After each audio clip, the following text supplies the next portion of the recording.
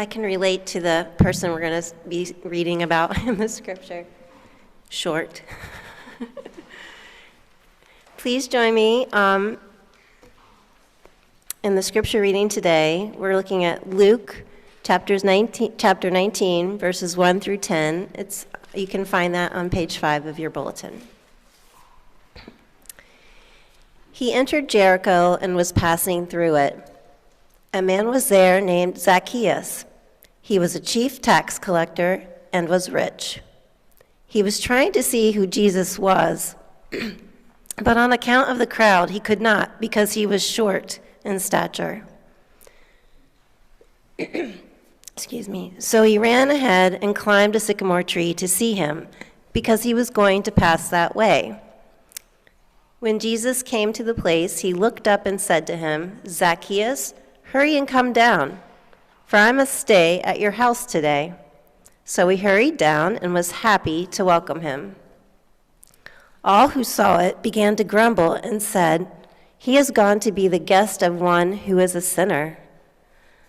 Zacchaeus stood there and said to the Lord, "Look, half of my possessions, Lord, I will give to the poor, and if I have defrauded anyone of anything, I will pay back 4 times as much."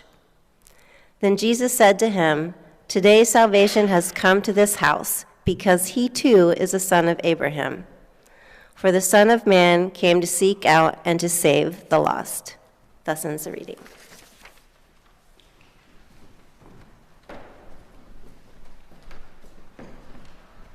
Friends, let us love one another. Friends, let us love one another. How beautiful is that? That feels so right, so intuitive, so natural to me. And there is a deep statement of faith in that. We start every gathering here in worship with that deep statement of faith, which says somehow, in relating to each other, God is present in that. Somehow, in our connections with one another, there's a connection with God in the very midst of relationship, because God is love. That resonates with me. That resonates with me, and it resonates with many of you, because as our gospel discipleship surveys that you can read about in your bulletin have shown, we are a church that really digs Luke's take on discipleship. And Luke's understanding of discipleship is all about relationship. It's about finding Jesus when we find each other. This story is a great story. We've got Zacchaeus, a wee little man was he, which is an overstatement. Poor guy. He's short. He wants to see Jesus. Lots of folks want to see Jesus, so what does he do? He does what I think any reasonable person would do. Climbs a tree.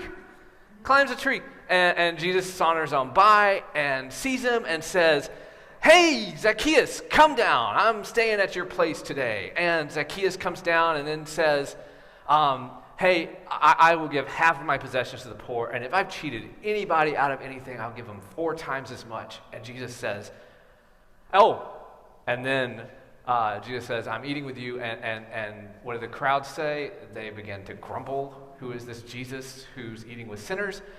And then Zacchaeus makes his proclamation of sharing what he has. And then Jesus says, "Today salvation has come to this house." And so that's the story that we're pretty familiar with. But one of the questions is, Jesus says, "Today salvation has come to this house." Well, why? Why is Zacchaeus saved? What is it about the story? If you were to hear Mark's take on it, my guess would be, and only Luke tells the story, but if Mark were to tell the story, my guess would be Mark would say, he was willing to go where the Spirit told him to go, to climb up the tree, and to do something crazy just to see Jesus.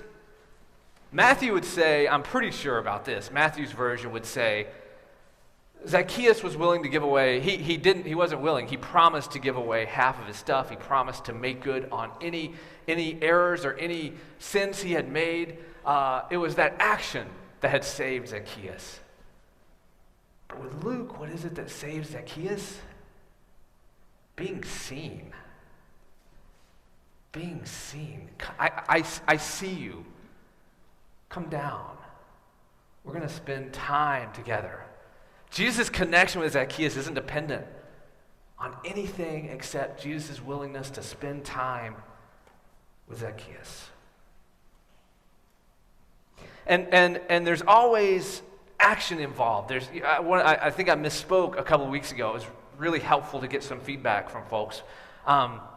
There's always action involved in discipleship. Mark, the Spirit moves us to action. And in Matthew, the action is kind of the starting point. And in John, as we're going to talk about next week, we see someone who we want to be like, and we say, what are they doing? And that leads me to imitate their actions. But in Luke, relationship is what leads us to action.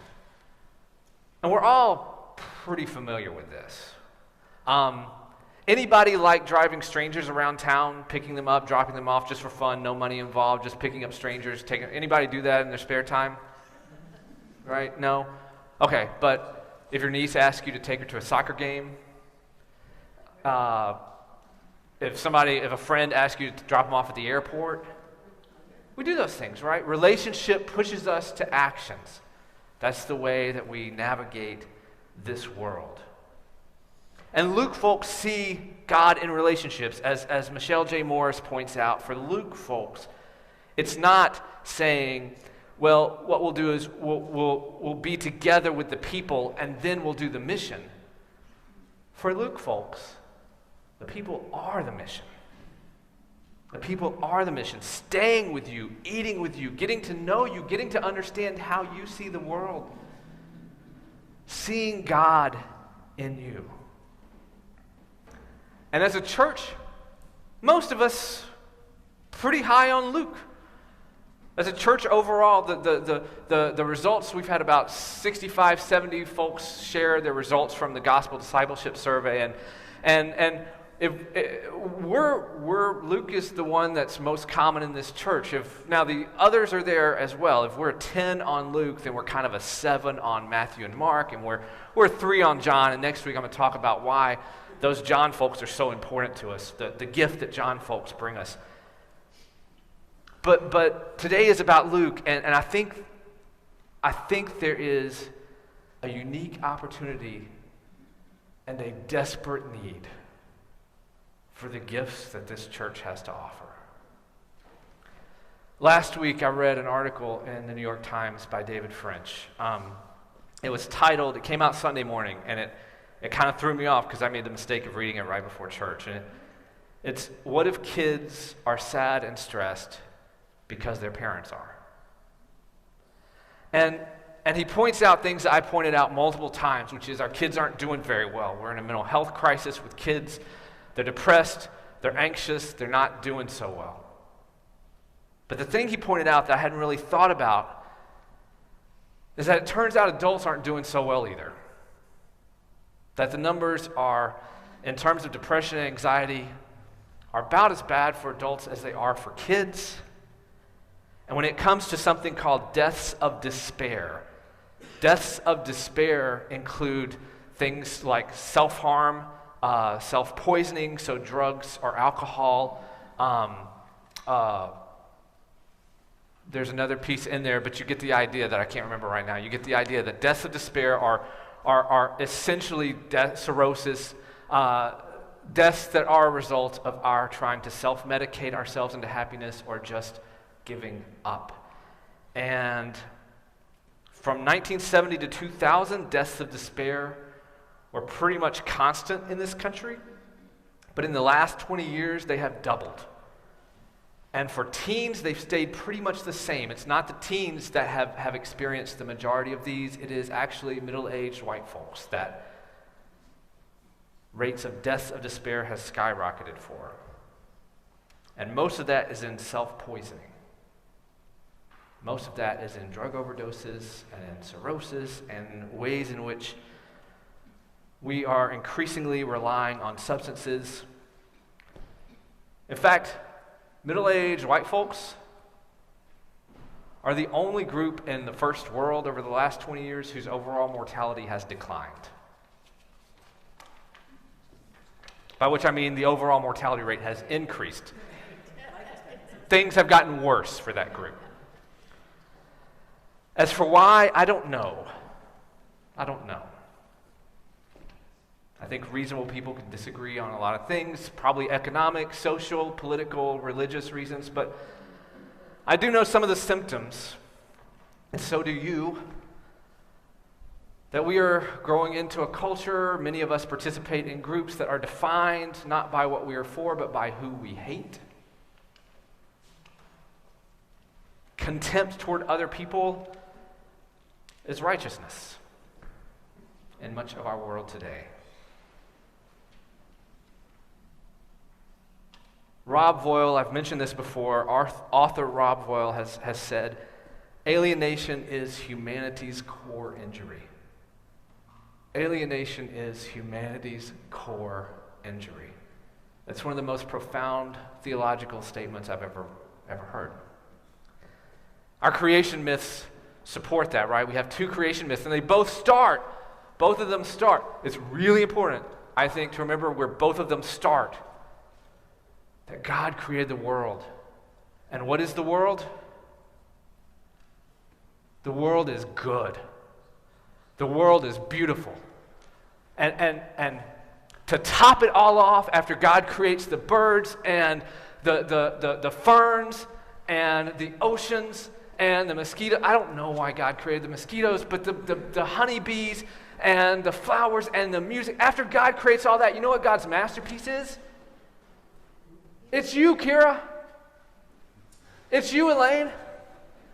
It's you, Debbie. It's you, Claire. It's you, Sue. You, Jonah, you're God's masterpiece. That's how our creation stories begin. That you are beautiful and you are good. And if you forget everything else I said today, take that with you. But in our second creation story, what happens? It addresses the reality of brokenness. That humans are broken. We mess up. We hurt ourselves. We hurt others. And what's our first response? She did it. Not that there have been any consequences whatsoever for that being part of the text. He did it. It did it. From the get-go, we have alienation. Alienation from each other in blame. Alienation from ourselves in shame. Alienation from God in fear. Alienation from this beautiful, beautiful world that we are a part of.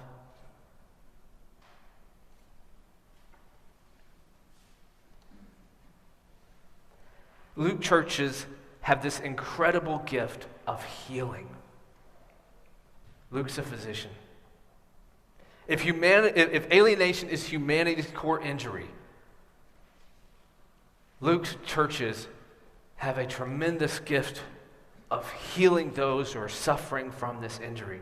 Let's spend time together. We're not just talking about acceptance, and we're not just talking about inclusion, and both of those are really important. We're talking about relationship. I see you. I see you. But it's not just I see you.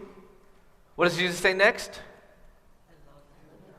Come down. Absolutely, I see you. I love you. And what do we do with people we love? We give them our most important gift, which is our time. I see you. I love you. Come down. Let's spend time together. Let's have lunch together. Knowing and being known. I realized, this was before I met Lucia, I realized that I made efforts not to be very presentable. You'll be relieved to know it just comes naturally now. I found about myself that I wanted friends who would work to see me. I wanted people in my life who would notice and say, in spite of you, I want to spend time with you. I found that I would spend time in the tree, not to see, but to hide. And to wonder if anyone would see me there. That's what this core injury of alienation does to us. That's just a symptom I had.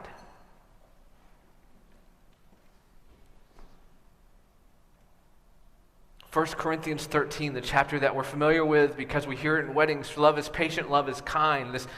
This chapter that we go to when we want to know what love is about. Does anybody remember how it ends? Probably not, because we never really say the ending, or by the time we get to the ending, we're crying at the wedding, so we don't really hear it. It's fine.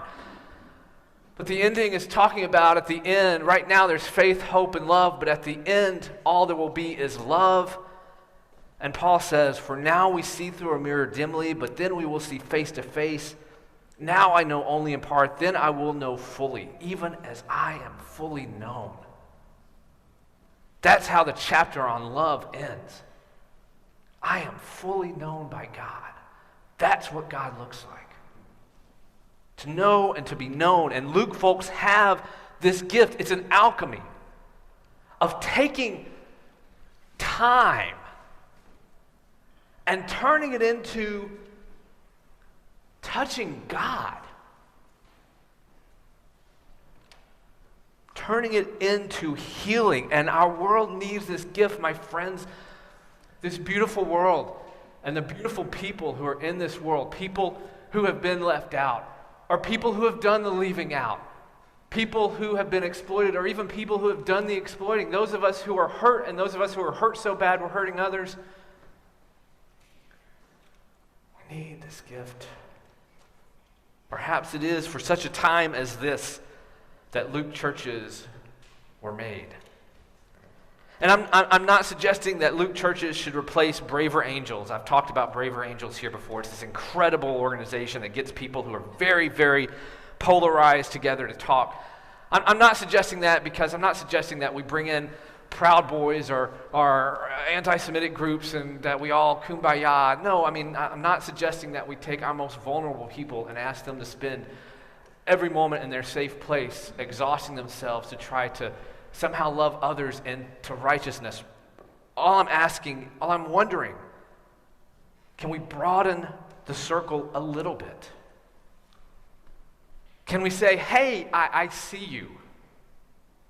There are people who have been coming here for years who you might not have seen, you might not have looked for, you might not have said, hey, I see you.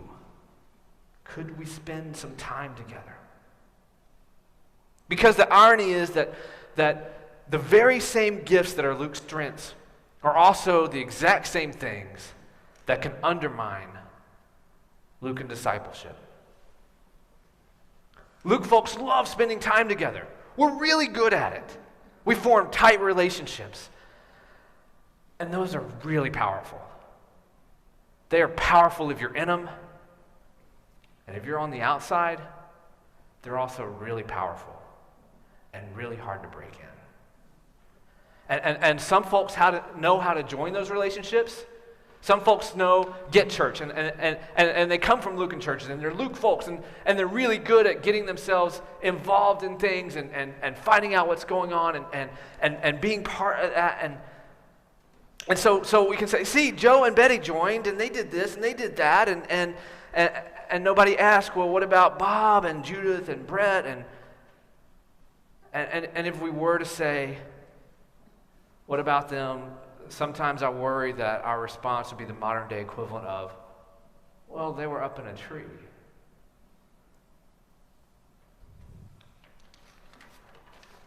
It can be really hard to break in. Do we say, hey, I see you, and could we hang out? Could we spend time together?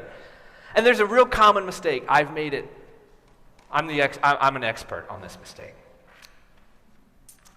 I'm so excited to spend time with you, Hunter. I'm so glad we're going to get to, hey, let's go get bagels together at the bagel place. It'll be great because I think spending time with you.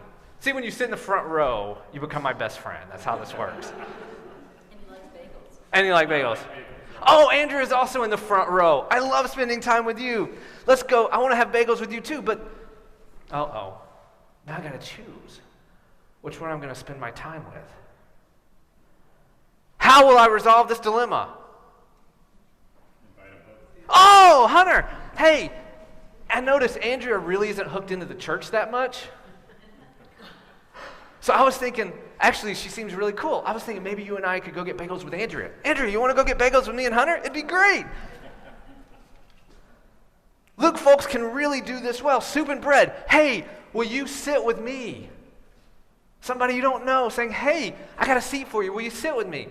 Hey, will you wash dishes with me? I hear some people love that. Some of the best conversations I've had in church have been washing dishes with somebody else.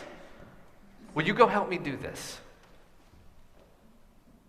We just have to be intentional. We have to be intentional.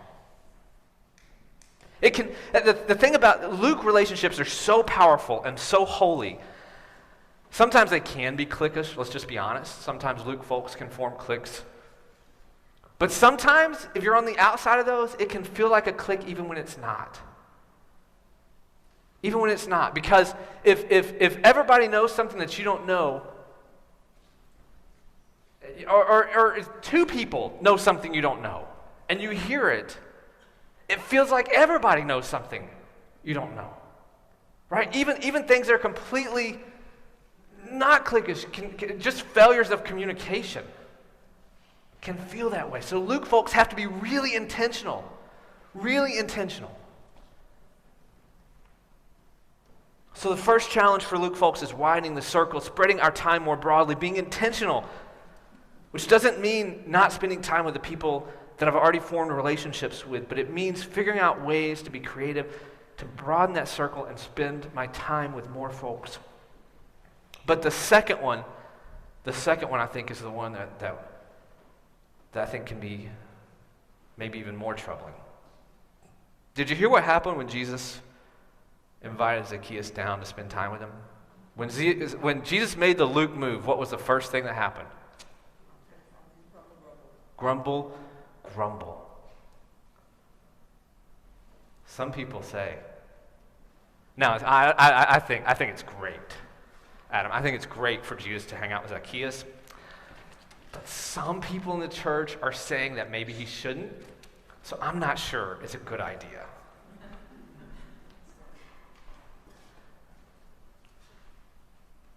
Luke people love relationships so much. What's the worst possible thing that can happen to a Luke person in a church? Somebody leaves. Somebody they love leaves. And so it can be really hard for Luke folks. It can be really hard for us to take risks. Because the cost, we don't care about. We don't think about where the church is going to be in 50 years. What we think about is these people I love. And what if rocking the boat knocks somebody off the boat? I'm amazed that this church has taken as many risks as it has. I mean, being the second open and affirming church in Vermont, this church lost people. It made a choice. This Lucan church lost people. But we have to rely, we have to work with our Matthew selves and our Mark selves. You know, we have to let our Mark selves, let the Spirit guide us into these places that are risky. And we have to hear our Matthew self saying, we're just going to do it. We're just going to do it because that's what Jesus says to do. We're going to do it. We have to let our John selves listen to the people who have gone before us, to the people who have taken risk in this church. Think about how many things that we identify. Like if somebody were to say, tell me the history of College Street, I know what about 80% of you who know the history of College Street are going to say. And one of the first sentences out of your mouth is going to be abolition, suffrage, working for things that were risky things. Letting our John selves look at the church, this College Street church, and say, that's the church we are. That's the church we want to be. And then relying on our Luke selves to hold that all together in the middle of the risk. Our Luke selves are strong. I've done this. I'm not going to share this story. I wish I could, but I feel like there were too many other people there that were involved, and it wouldn't be fair. But I've been in situations where I heard an idea that was just a great idea and absolutely the right thing to do. And I chickened out because, I mean, when it comes to the theological risk, when it comes to the community risk, I don't chicken out because of that. When it comes to the personal risk, I don't chicken out because of that. But when it comes to that person might get really upset, or that person might decide, or when it comes to relationship questions, that's when I chicken out.